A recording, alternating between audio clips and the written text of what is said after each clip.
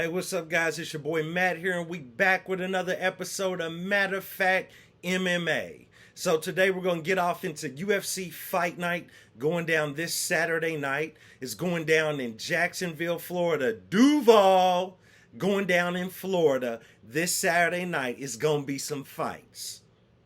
I hope you're going to be present, or at least watching it on your television or your phone or your digital device. Non-explain. Anyway, going down this Saturday night, we got UFC Fight Night in Jacksonville, Florida. In the main event, we got Josh Emmett stepping in there with Ilya Topuria. In a featherweight bout, 5 rounds is going down. So let's get off into it. So, of course, kind of saying the obvious.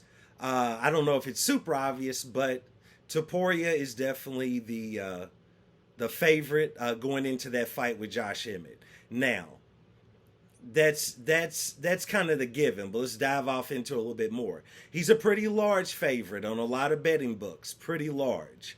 And with a guy like Josh Emmett, he's fresh off of his loss in the interim title fight.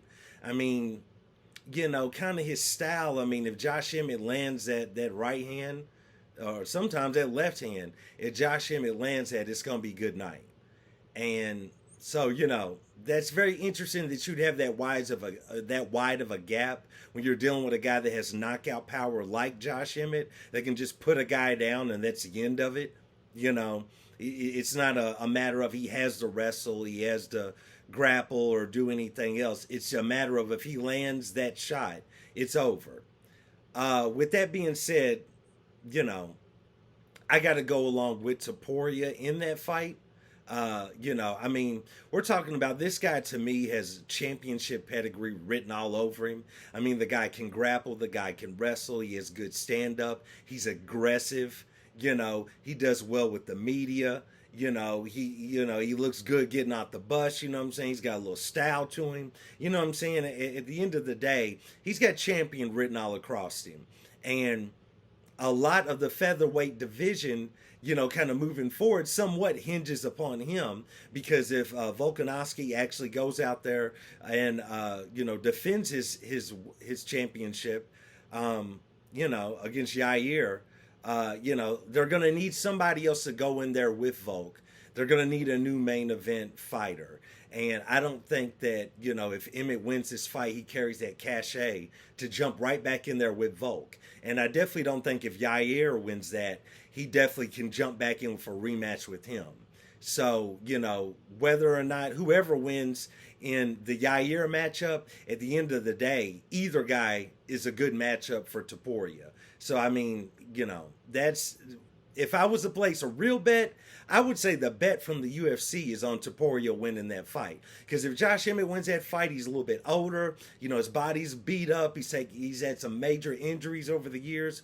He's still out there putting on good fights and everything. But at the same time, he was gifted, possibly gifted, allegedly gifted a few decisions, if you know what I'm saying. So... if he was to win, that doesn't look good for the future of the featherweight division as far as the next few title fights for Volk. Although it could cause Volk to go up to 155 and just be like, forget this division. But in that matchup, I got to go along with Topuria. I think this guy's a future champion. Point blank, period. If you know what I'm saying. That capital period. Is there a such thing as a capital period? I don't know, but I'm making it. And it's a capital period. Anyway, moving on. Let me check my notes. Moving on, we're going to get off into the co-main event. Amanda Ribas versus Macy Barber. I'm kind of looking for this fight. I don't know if other people are, but I'm kind of looking for this fight. Amanda Ribas goes in there. She's a vicious striker. Well, with a caveat. Her accuracy can be off. I will say that. This woman goes out there, she will throw her shots, she will strike. Now, if it lands, that's a whole other story. The accuracy of the punch or the kick, that's a whole other story. But she will throw. When you're talking about throwing, she will throw. You know what I'm saying? So, Amanda Hebos definitely goes in there vicious, definitely goes in there looking, to finish the fight if possible. Most of the time, though, she does tend to go to decision a lot, but she definitely has finishes under her belt, including her last fight. I mean, she's definitely all around, a good solid fighter. Macy Barber, I think, is a little bit better. I would say she has more power, of course, in the stand-up strikes, or striking, I should say. I would definitely say she has more power than Amanda, but I wouldn't say that her accuracy is the best either. Macy Barber's to me, falls off a fighter who's, she's never out of the fight. She's got a little bit of that dog in her, you know what I'm saying? Now, Amanda Hebos definitely has that dog in her as well, but Macy Barber tends to, she's pretty good as far as grappling along the cage and any sort of stand-up grapple exchange. She usually fares pretty well. Got fairly good takedown defense, but unfortunately, once she gets taken down and she's on her back, most of the time it's hard for her to get back up unless she's up against the cage, and then she can usually get back to her feet. But a lot of the time, once she's down on her back, it's a little bit rough for her to get back up. And Amanda Hebos is definitely good at that. As far as keeping good top pressure, and also she'll definitely go for submissions. So it's kind of a toss-up fight.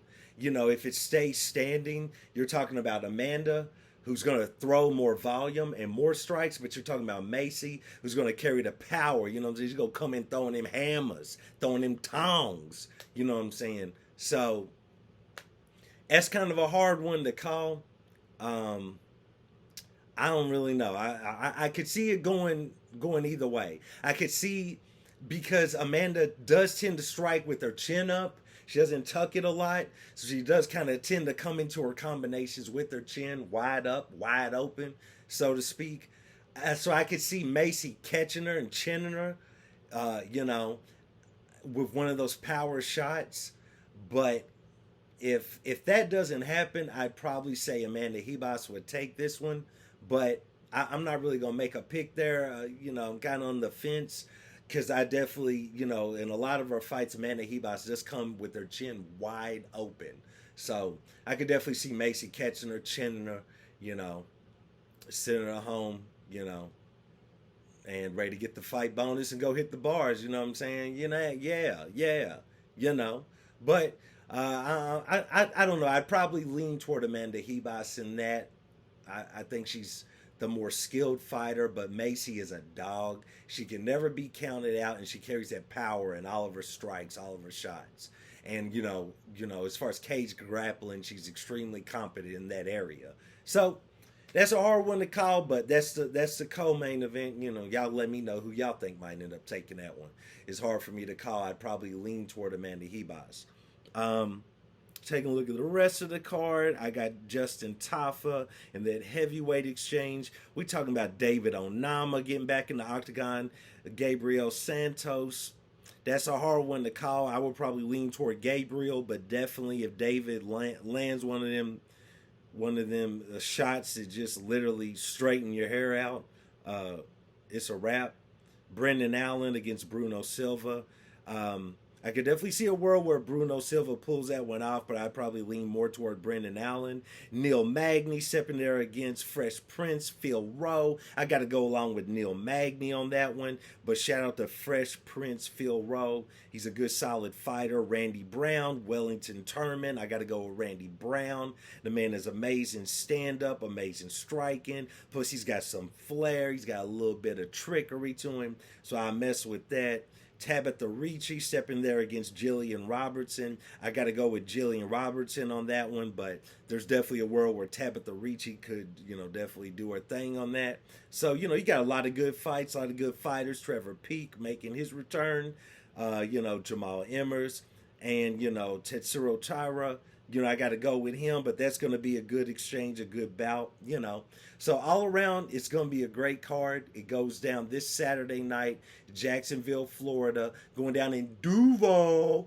We're going to check it out. We're going to see what's going on. Going to be a lot of good fights, great main event as far as, kind of determining the future of the featherweight division. So we're going to check it out. I appreciate you guys joining me for another video, another episode of Matter of Fact MMA.